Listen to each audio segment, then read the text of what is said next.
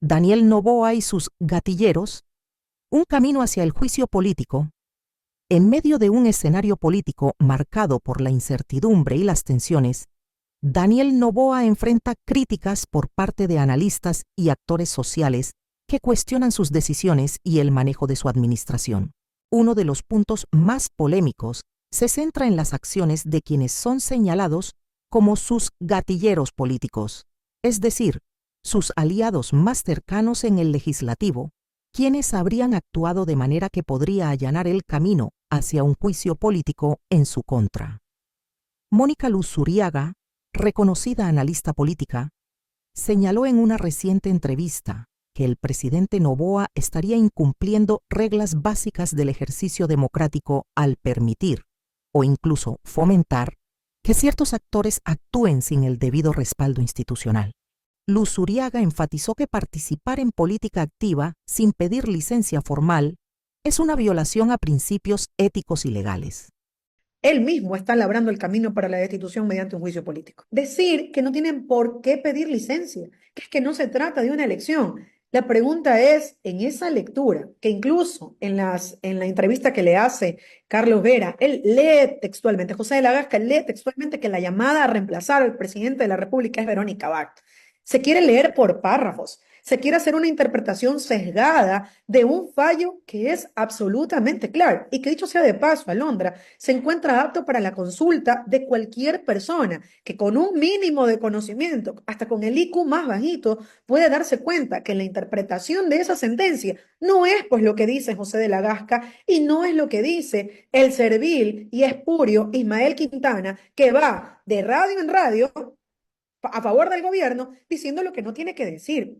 Sí. Entonces, yo decía, esto es hasta con manzanitas. No Ujú. podemos permitir que desde la academia y desde la profesión existan personas tan pueriles, si se puede decir, que estén al servicio del gobierno nacional y que sean capaces de todo con tal de complacer esos intereses protervos. Es que no nos interesa que Verónica Abad sea presidenta porque nos da la gana de serlo, es porque es la vicepresidenta y en el orden constitucional, si él está pretendiendo hacer campaña, tiene que entregarlo. Y de no hacerlo, las Ujú. consecuencias, que luego no se lamenten, ¿no? Porque luego vendrá toda esta parafernalia que se alimenta desde el control del gobierno nacional. Ah, es que están atacando al presidente. Bueno, pues él mismo está labrando el camino para la destitución mediante un juicio político. De hacer. Exacto. Y ojo, porque yo sí digo, Alondra, a veces, ¿por qué se siente tan seguro? Ujú. Es porque se Mm. permite todo lo que se permite. No le tienen miedo a la ley, no le tienen miedo a la justicia. Ya me Mm. pongo a pensar y reflexiono y digo, ¿qué tan seguro te sientes? Es que lo probable es que ni siquiera tengamos elecciones transparentes y eso nos tiene que preocupar, porque mientras se llenan la boca hablando de dictaduras en otros países, entonces resulta ser que aquí estamos haciendo peores cosas que aquellas que criticamos. Y entonces ahí no nos molesta, ahí no nos parece que está mal. Y eso da cuentas de que hay todo un plan que evidentemente no es el mejor panorama para el Ecuador de cara a unas elecciones el 9 de febrero del 2025. Esto no solo debilita la confianza en las instituciones, sino que compromete la legitimidad del gobierno, aseguró. Las declaraciones de Luzuriaga cobran fuerza en un momento donde el país debate sobre la legalidad y moralidad de las decisiones del Ejecutivo, lo que podría escalar en una crisis política de mayores proporciones. Un liderazgo cuestionado y sus posibles consecuencias.